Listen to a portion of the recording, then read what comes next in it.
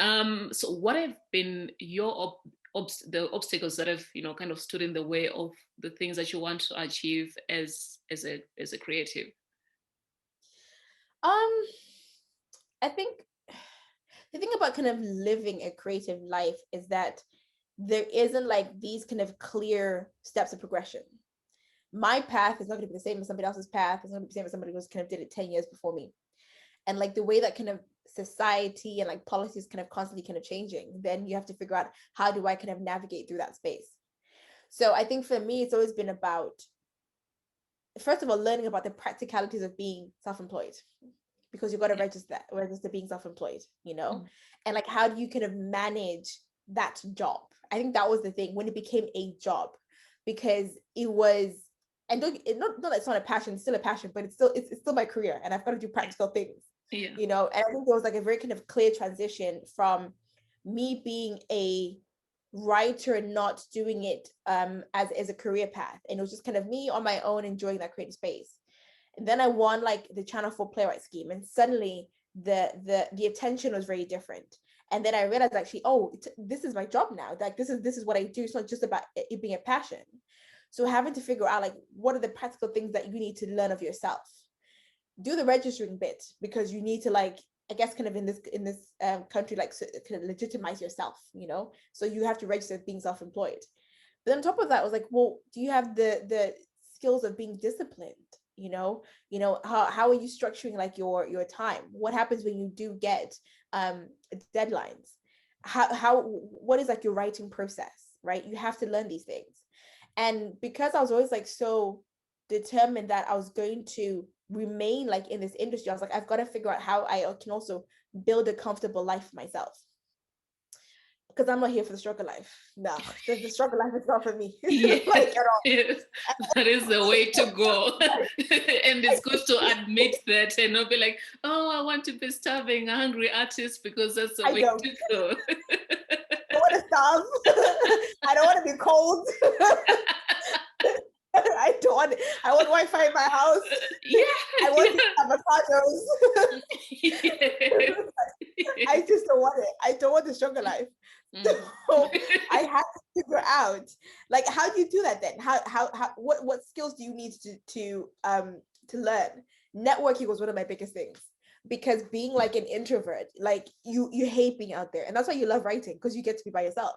But I was like, well, no, because what we know is that nepotism exists, and people employ their friends and they pass information to their friends. So you got to learn how to network and go meet people, so you can also kind of get jobs and people can know you and all that sort of stuff.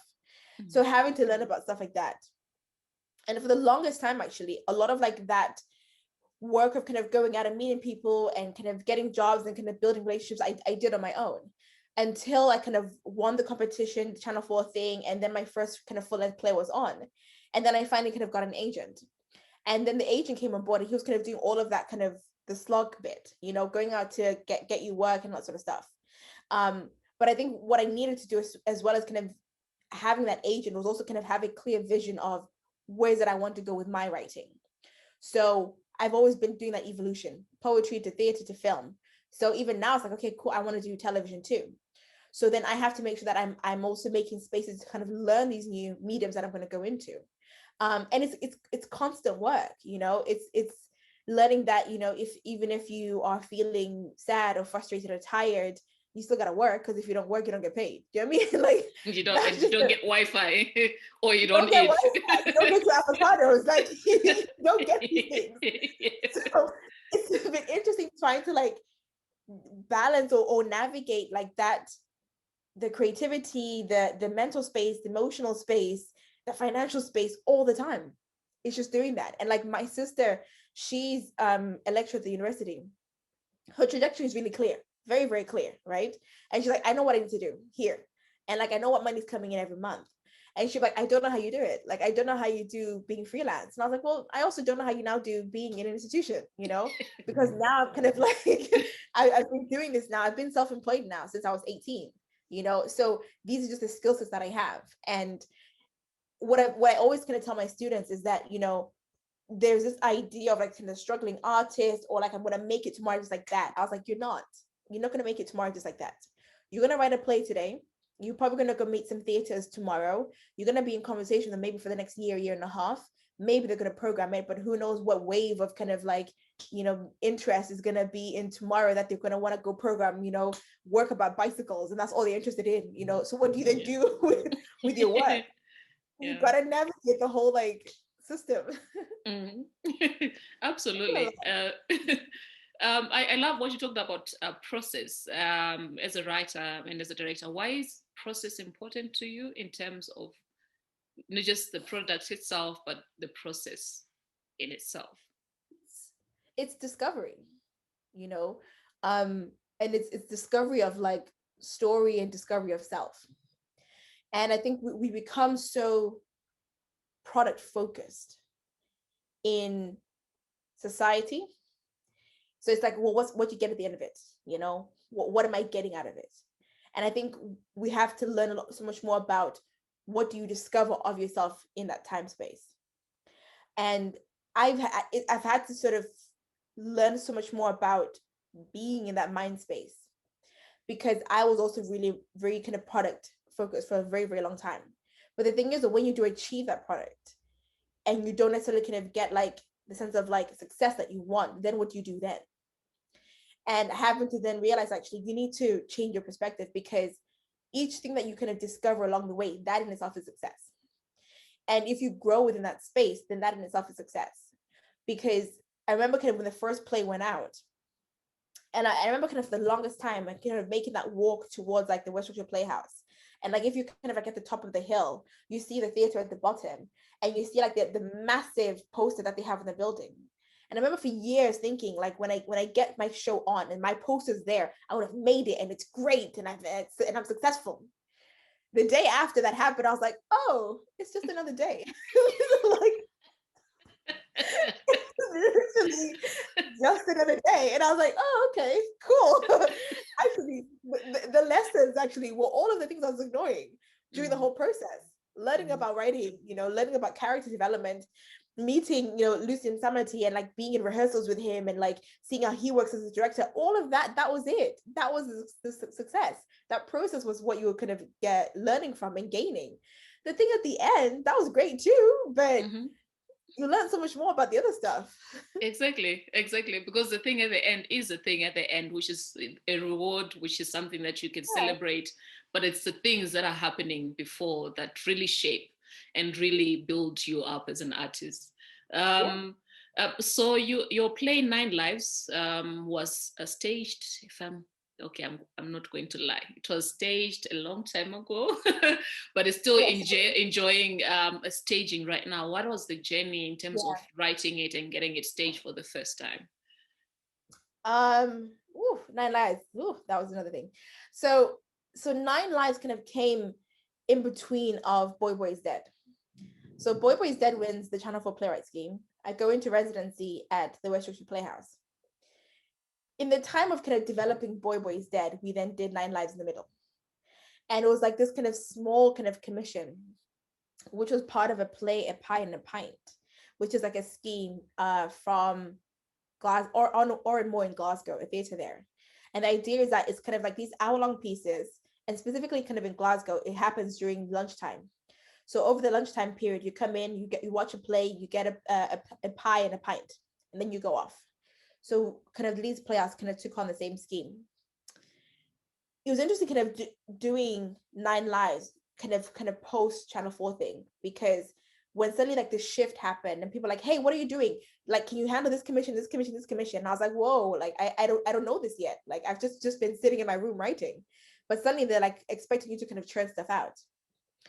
And I remember kind of getting this commission, and it was the first time I had to I was juggling multiple commissions, right? Mm-hmm. And she was like, it's hour long, it's fine. What do you want to write about? I was like, oh, I don't know. And I'd never written monologues before as well. And I remember kind of them going through the process of marketing. And I was like, oh, we're marketing, but there's no play, but okay.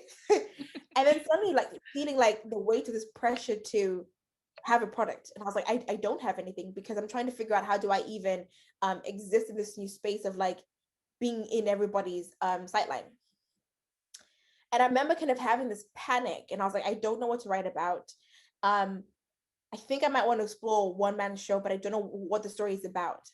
And I remember when this panic set in, I remember phoning the literary associate, Alex. It was like really late as well. And I was like, Alex, like, no, I'm done. Like, I don't want to do it. I quit.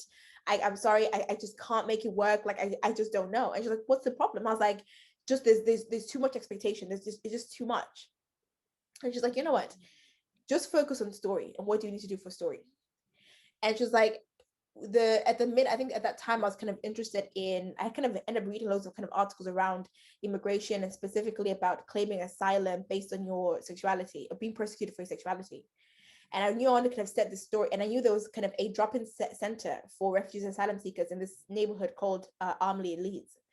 So she said to me, okay, you have pieces of story, so just go to Armley and just walk around, and just get a sense of like locality and come back with what you have.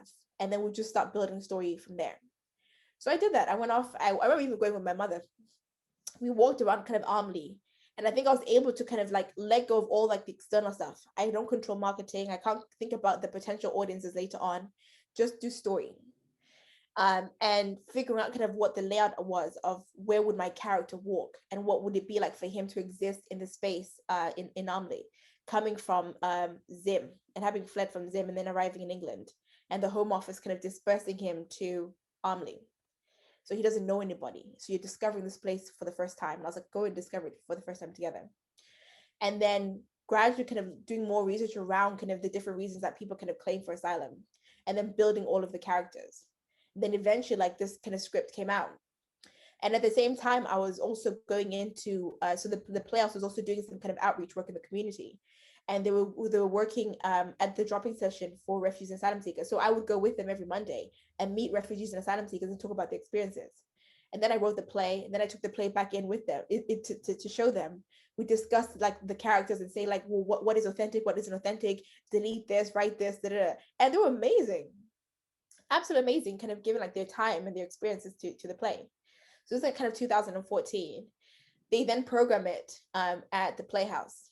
And then so they do so the Leeds Playhouse is a the theater of sanctuary, which means that they sort of open specifically to refugees and asylum seekers to come and watch work.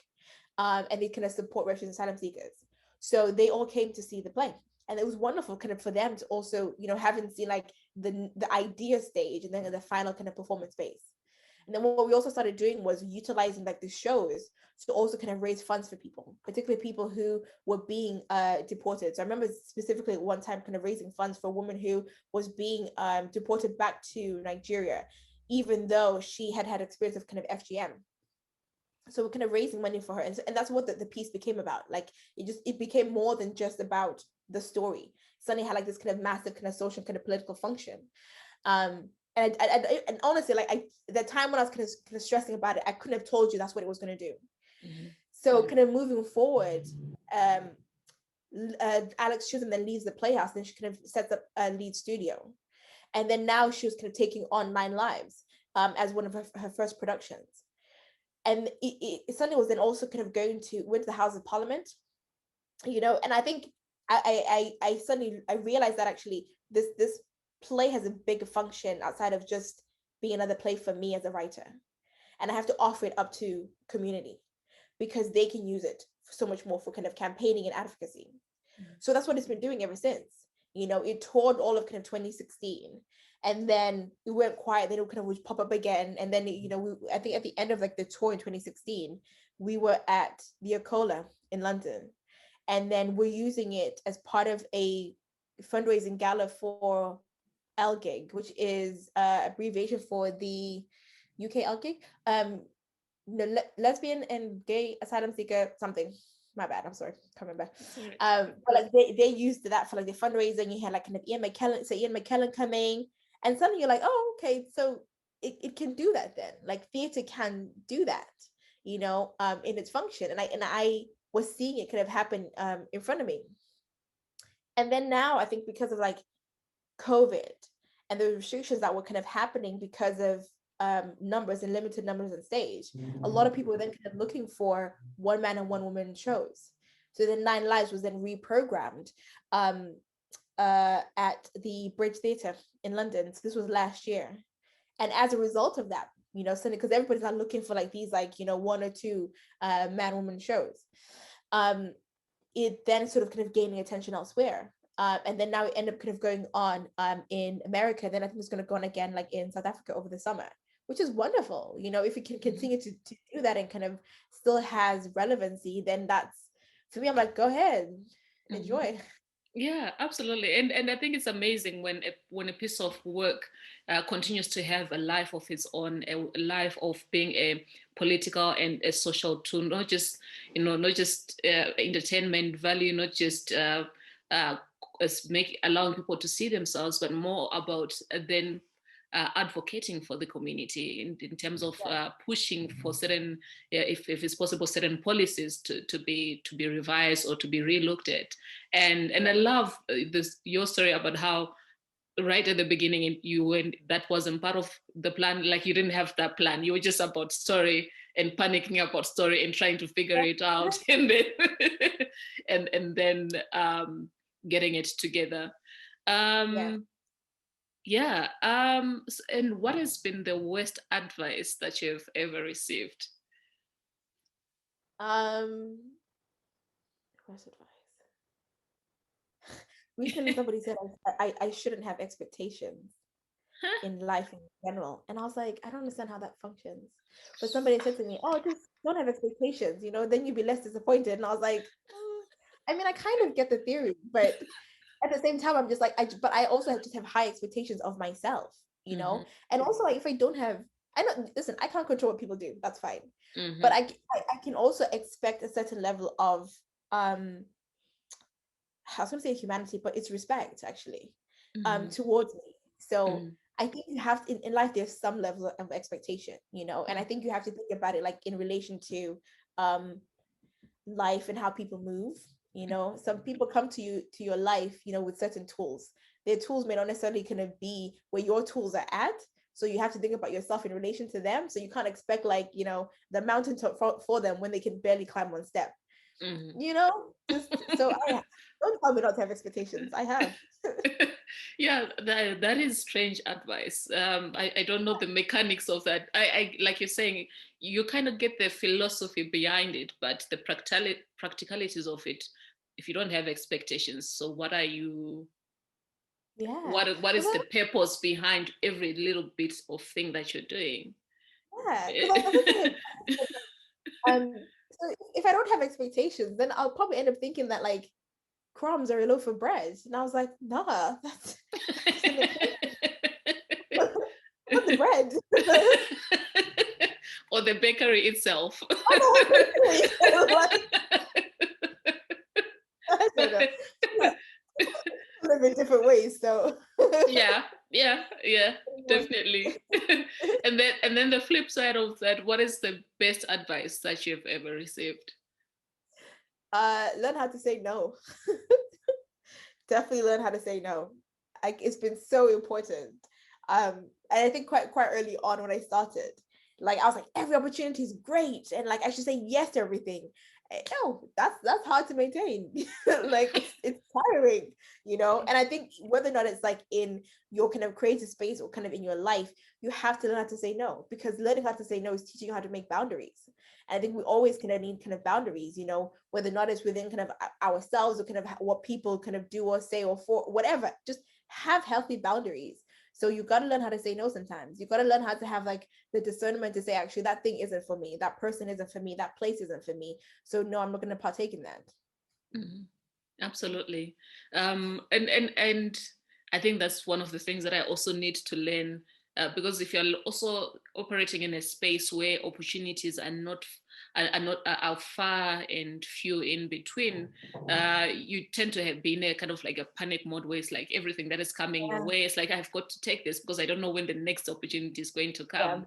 But then the reality is, once you get an opportunity, you always get another opportunity. You don't have to you don't have to be like on a rat race after every little bit of thing that is coming your way. There's a moment. And how have you been practically learning to say no? You know, so my favorite statement is like, you know, I just don't have the capacity for that.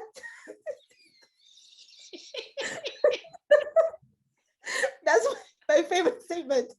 Um, you have to do these things, but also, I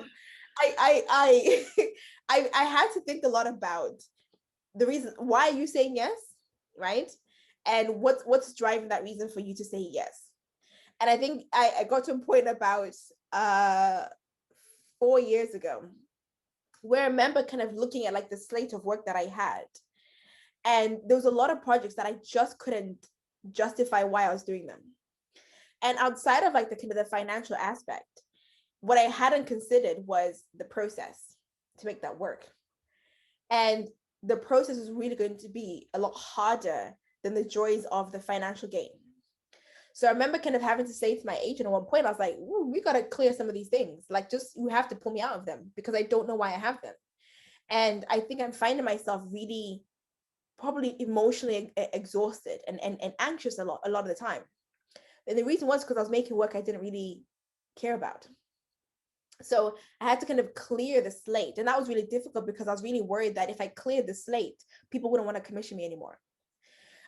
So I just cleared it and I kind of kept projects that I was really kind of passionate about and I knew why I wanted to make them. And they're the projects that are kind of coming out now. And writing those things have been really exciting for me. And even though like writing is always hard, but like it's fine. Like the process of kind of making that work is exciting. And I think I can't wait for audiences to kind of discover these stories. Being so clear about what my purpose is and like what my vision is helps me to say no. Because now I'm able to be in a space where I go, do you know what? The ancestors will always give me work. Like they'll always give me blessings upon blessings. So that's taken care of. What I then have to do is realize that in chasing things, I'm not taking care of my body at all. I'm not taking care of myself. So if anything that you're doing feels like it's a constraint on you and it doesn't kind of sit well like in your gut, that's probably not the right thing for you. And it's okay because every opportunity is really not meant for you. It just isn't. So you have to be a lot more, I guess I probably learned how to be like a lot more strategic with what I do with my time and with my energy and with my craft. Um, and because of that clarity, I'm able to say no a lot more. Wow. Yeah, that sounds very doable. Because I was like, oh yeah, but how would you practically do that? Like every time an opportunity is coming, and I like how you say that having all of that clarity, it also helps Mhm. you, places you that even the moment that someone just, even if they catch you on the back foot and say, oh, there's this beautiful opportunity, your Mhm. gut instinct will be like, but wait a minute, what am I about? And how does this thing align to what I am about, you know? So Because absolutely. sometimes like these opportunities, like they can be really great, but Mm-hmm. also they're going to take you away from like your bigger picture and your vision. Mm-hmm. And it's like sometimes that's fine, you can, have like a bit of a detour. But if Mm-hmm. that detour takes you so far away from the things that you were initially kind of pursuing, then it's not going to work. And I think for me, that's what I think a lot about. And like I've had like this, I had like a kind of a couple of deadlines, big deadlines this in June. And then this massive opportunity kind of came. And I was like, man, like, do I even have like the energy to like to do it? Um, but at the same time, I was thinking actually what you've wanted to do for a long time is television. What may be happening is that the opportunity is coming a bit earlier than what you anticipated. So do you pass it up or do you um first of all deal with what you think is making you apprehensive? It's not about your lack of skill set because you've got skill. Actually, it was probably about fear because I had imagined a television opportunity that was shaped in a particular way. This one is even grander than what I thought it would be. And I was like, "Ooh, okay. So the blessing's a lot bigger than what I imagined." And actually, I think it was about fear more than anything. And I was like, okay, that's fine. What you can do is for your existing kind of deadlines, you can ask for extensions, and that's fine. You asking for an extension is not you failing, and that's okay. Ask for the extension. Do what you need to do for this kind of new opportunity, which is with Netflix. Do it. Oh. And Are you allowed to tell us what it is about, or you've got a very binding non-confidentiality agreement that you can't break? I don't know if I'm allowed to. I think I am, but Uh-huh. I've been telling people, so I don't know. Basically, it's for there's a new series. We're kind of creating like a spin-off series from an existing show. And the show is called Castlevania, and it's a kind of adult. It's an adult anime series, and even kind of just stepping into like this world is kind of brand new to me. So I've had to kind of deal with a lot of like what are the fears of that.